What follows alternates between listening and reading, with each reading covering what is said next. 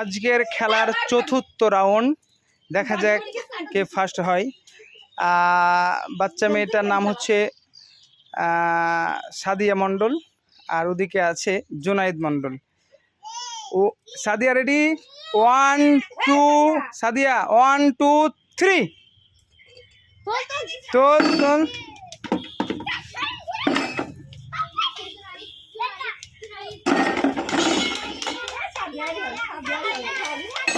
আস্তে, একটা একটা, দুটো নয়, একটা একটা,